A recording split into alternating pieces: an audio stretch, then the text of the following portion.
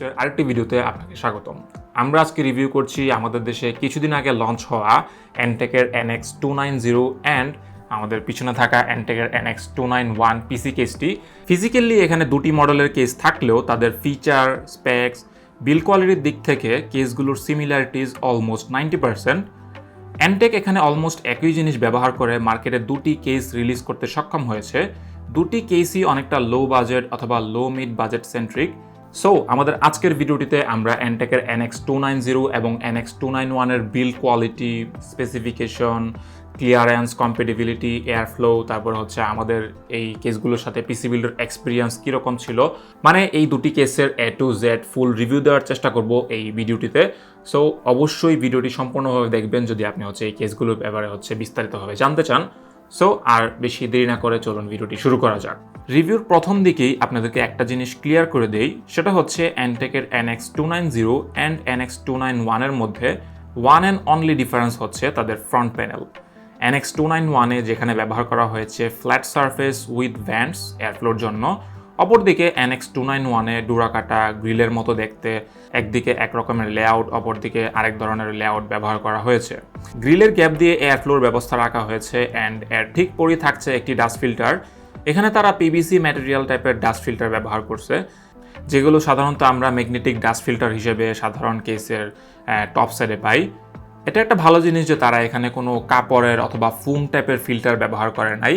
Durability, তারপরে পরিষ্কার করার সুযোগ সুবিধা, সব দিক থেকে আমি বলবো ফুম অথবা কাপড় টাইপের ডাস্ট ফিল্টার থেকে এরকম পিভিসি ডাস্ট ফিল্টারই মাচ বেটার।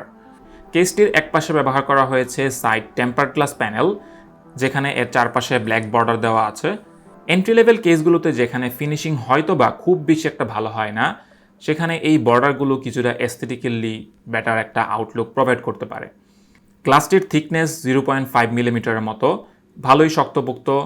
কেসের নিচের অংশে টেম্পার গ্লাসটিকে কিছুটা সাপোর্ট দেওয়া হয়েছে, তবে এটা দিয়ে টেম্পার গ্লাস একদমই রিস্কলেসভাবে আসলে খোলা যাবে এই জিনিসটা বলা যাবে না।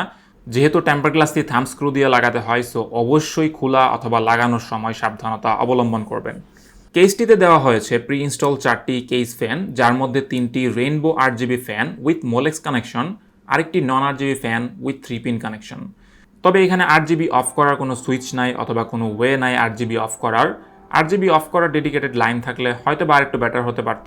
তবে 3-পিন ফ্যান কানেকশন হওয়ায় রেয়ার সাইডের ফ্যানের স্পিড কিছুটা রেঞ্জে কন্ট্রোল করা যায়। এর ম্যাক্সিমাম স্পিড আমরা পাই 1186 RPM।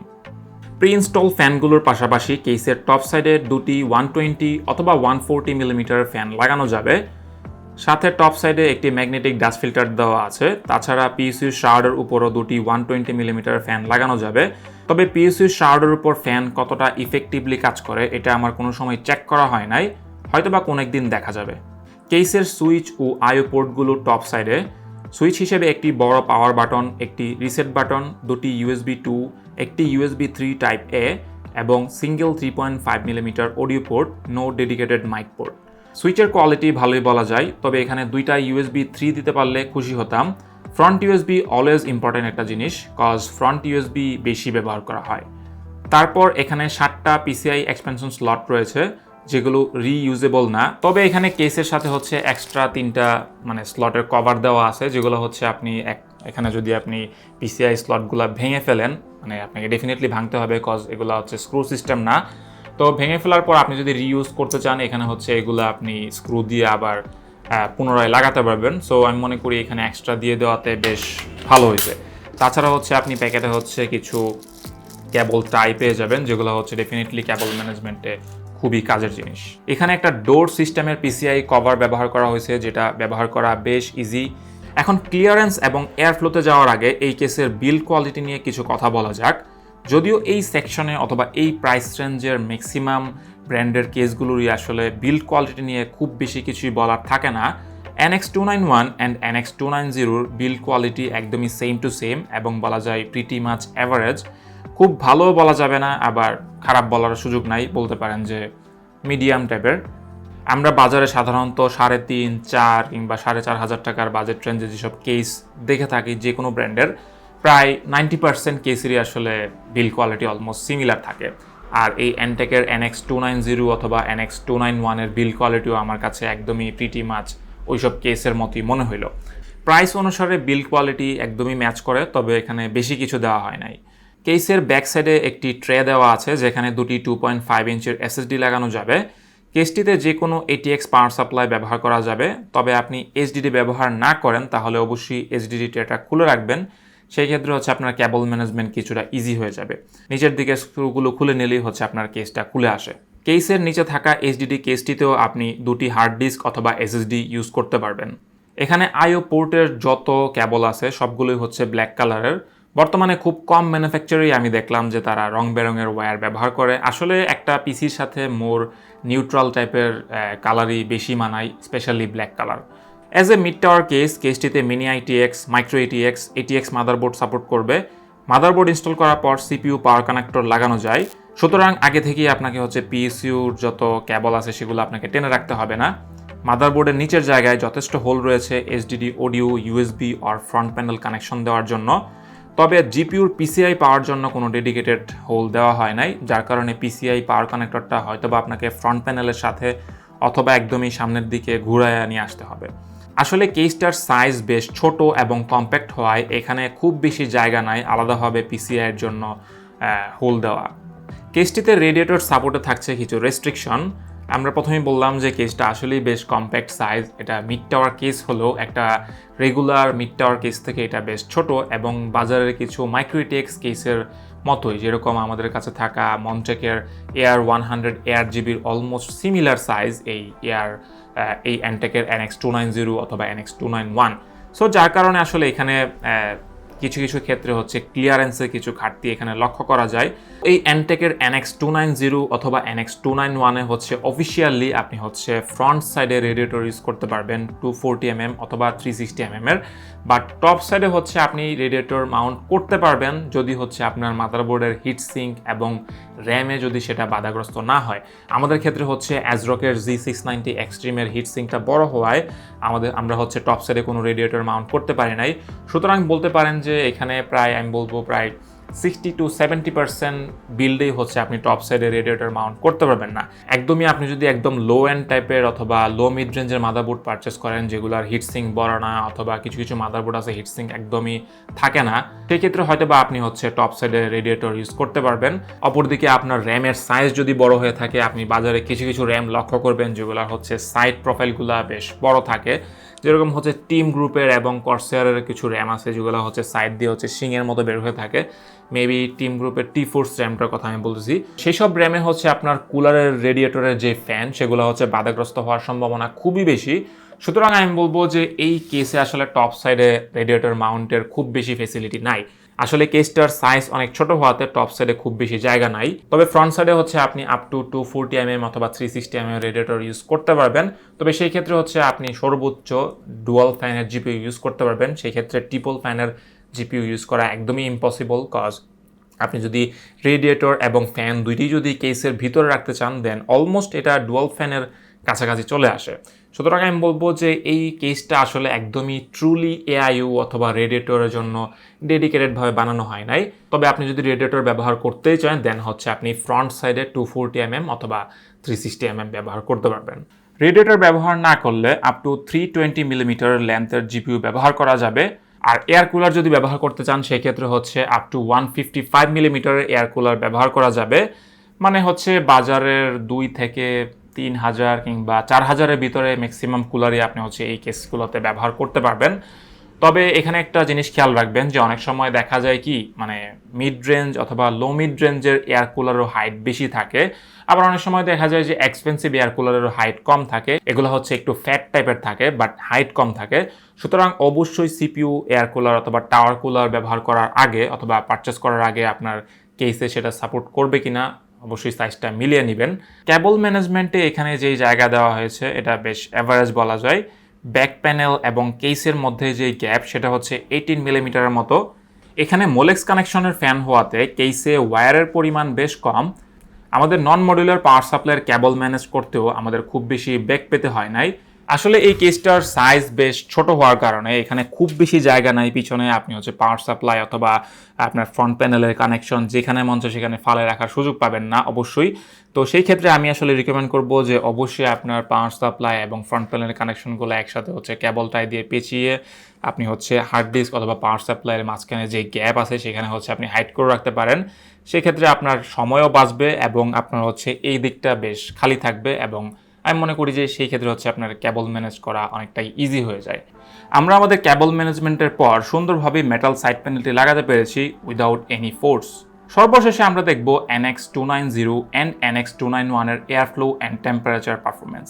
এটি হচ্ছে একমাত্র সেকশন যেখানে হচ্ছে এই NX290 and NX291 এর মধ্যে সামান্য কিছু ডিফারেন্স পাওয়া যায় যেহেতু তাদের ফ্রন্ট প্যানেল ভিন্ন।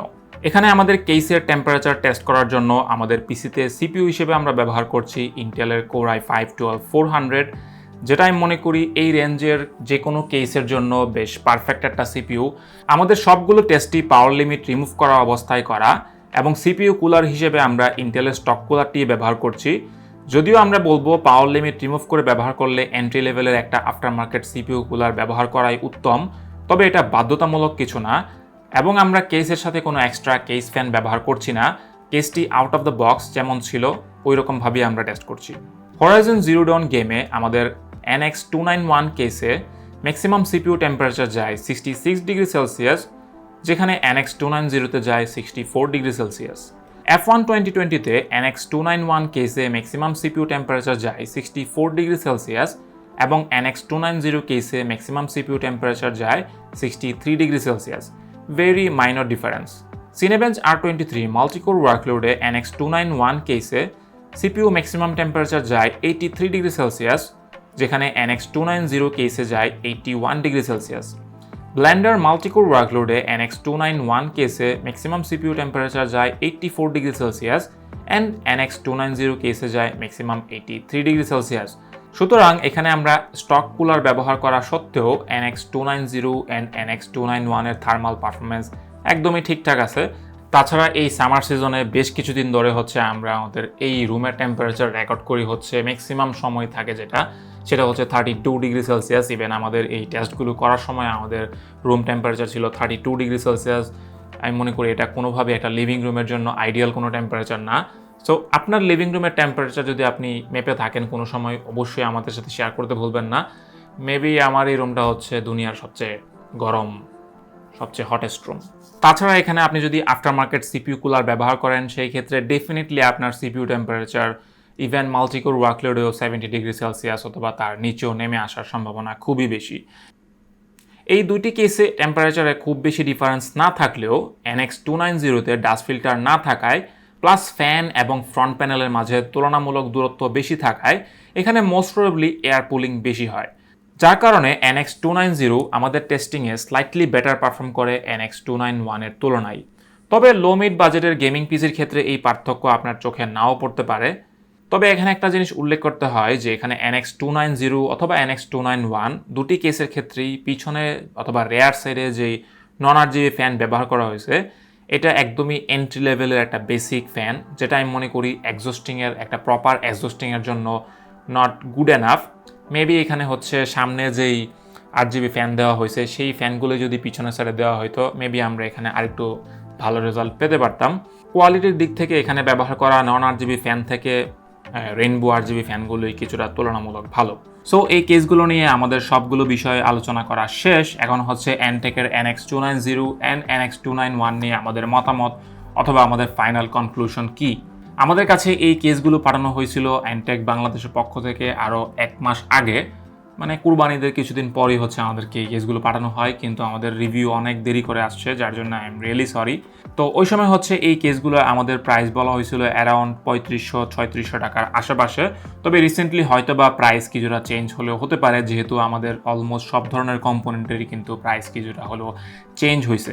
সো আমি মনে করি হয়তো বা 100-200 টাকার চেঞ্জ হতে পারে এখানে। তো আমি যদি এই প্রাইস কনসিডার করে বলি অথবা এর আশেপাশে যদি এর প্রাইস থাকে সেই ক্ষেত্রে আমি বলবো এই প্রাইস রেঞ্জে আপনি হচ্ছে অলমোস্ট একটা মোটামুটি টাইপের বিল্ড কোয়ালিটি অথবা এই প্রাইসে ম্যাচ করার মতো বিল্ড কোয়ালিটি, তারপরে হচ্ছে প্রি ইনস্টল 4টা ফ্যান, তারপর হচ্ছে ভালো এয়ার ফ্লো, আপনি হচ্ছে লো মিড রেঞ্জ থেকে শুরু করে হচ্ছে মিড রেঞ্জের যে কোনো বিল্ডের সাথে আমি মনে করি এই কেসটা বেশ মানানসই, স্পেশালি 12100, 10100, তারপর হচ্ছে 12400, 5600G, 4650G, 4600G এই টাইপের বিল্ডের সাথে আমি মনে করি যে এই কেসটা বেশ মানানসই। প্লাস হচ্ছে আপনার হচ্ছে বিল্ডের ইমিডিয়েট পর্যায়ে হচ্ছে আপনার এক্সট্রা কেস ফ্যান অ্যাড করার দরকার নাই। যদিও আমরা রিকমেন্ড করব হয়তোবা আপনি যদি স্টক কুলার ইউজ করে থাকেন যে কোনো বিল্ডের সাথে, সেই ক্ষেত্রে হচ্ছে আপনি টপ সাইডে 2টা এক্সিস্টিং ফ্যান ইউজ করতে পারেন, তবে এটা বাধ্যতামূলক কোনো জিনিস না। কজ এরকম টেম্পারেচারে আসলে আমাদের যেই টেম্পারেচার হয়েছে আমাদের মাল্টিকোর অথবা সিঙ্গেল কোর ওয়ার্কলোডে আমরা যে টেম্পারেচারটা পাইছি এটা প্রিটি মাচ নর্মাল। এখানে যদি আপনি একটা 1500 টাকা দামের একটা আফটার মার্কেট কুলারও ইউজ করেন সেই ক্ষেত্রে আপনি দেখবেন যে আপনার টেম্পারেচারটা সিগনিফিকেন্টলি কমে আসছে।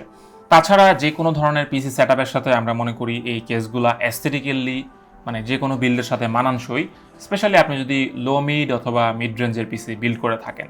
তো আপনার পিসি বিল্ডের কেস পারচেস করার বাজেট যদি হয়ে থাকে 4000 টাকার নিচে, অ্যারাউন্ড 3600 টাকার আশেপাশে, তো সেই ক্ষেত্রে আমরা ডেফিনেটলি NX290 অথবা NX291 হাইলি রিকমেন্ড করতে পারি, স্পেশালি আপনার যদি এক্সট্রা কেস ফ্যান অথবা after market case fan purchase করার কোনো চিন্তা ভাবনা যদি না থাকে অথবা বাজেট যদি, তবে আপনার যদি একদমই ইন্টেনশন থাকে একটা AIU অথবা রেডিয়েটর সহ পিসি বিল্ড করা কোনো একটা হাই এন্ড সিপিউর জন্য, সেই ক্ষেত্রে আমরা বলবো যে এই কেসটা হয়তো বা বেটার অ্যাভয়েড করাটাই বেটার। কজ টপ সাইডে আপনি যদি এক্সপেন্সিভ টাইপের মাদারবোর্ড ইউজ করে থাকেন সেই ক্ষেত্রে আপনি হচ্ছে টপ সাইডে রেডিয়েটর ব্যবহার করতে পারবেন না। আর আপনি যদি সামনের দিকে রেডিয়েটর ব্যবহার করতে চান সেক্ষেত্রে হচ্ছে আপনি হচ্ছে খুব লম্বা সাইজের জিপিইউ হচ্ছে আপনি ব্যবহার করতে পারবেন না। তবে আপনার জিপিইউ সাইজ যদি ডুয়াল ফ্যান হয়ে থাকে সেক্ষেত্রে আপনি হচ্ছে ফ্রন্ট সাইডে হচ্ছে আপনি 240 অথবা 360 রেডিয়েটর ইউজ করতে পারেন উইদাউট এনি প্রবলেম। আর এই কেসগুলো হচ্ছে আপনি পেয়ে যাবেন স্টারটেক অ্যান্ড ইঞ্জিনিয়ারিং লিমিটেড অথবা স্টারটেক রিগ হাউসে, তাদের সবগুলো ব্রাঞ্চই এই কেসগুলো পেয়ে যাওয়ার কথা। তো ডেসক্রিপশন বক্সে আমি হচ্ছে তাদের শপ অ্যাড্রেস এবং তাদের প্রোডাক্টের লিঙ্ক দিয়ে রাখবো, অথবা আপনি হচ্ছে যে কোনো পপুলার রিটেল শপেও আপনি হচ্ছে NX290 অথবা NX291 অলরেডি পেয়ে যাবেন। তো এটি ছিল আমাদের আজকের এই দুইটা অ্যান্টেকের কেসের রিভিউ। তো ভিডিওটি যদি ভালো লেগে থাকে অবশ্যই এটি লাইক দিতে ভুলবেন না, আর ভবিষ্যতে এরকম ইন্টারেস্টিং আরও রিভিউর জন্য আমাদের চ্যানেলটি সাবস্ক্রাইব করে রাখতে পারেন উইথ নোটিফিকেশন বেল অন। আর হ্যাঁ, এই কেসগুলো সম্পর্কে আপনার কোনো প্রশ্ন থাকলে অথবা আমরা যদি এই ভিডিওটিতে হচ্ছে আপনার কোনো রকমের কোনো টপিক যদি মিস করে থাকি এই কেস সম্পর্কে, অবশ্যই কমেন্ট সেকশনে প্রশ্ন করতে ভুলবেন না, আমি অবশ্যই পার্সোনালি আপনাকে রিপ্লাই দেওয়ার চেষ্টা করব। তো আজকে এই পর্যন্তই, দেখা হবে অন্য কোনো ভিডিওতে। ততক্ষণ পর্যন্ত ভালো থাকবেন, সুস্থ থাকবেন, খুদা হাফেজ।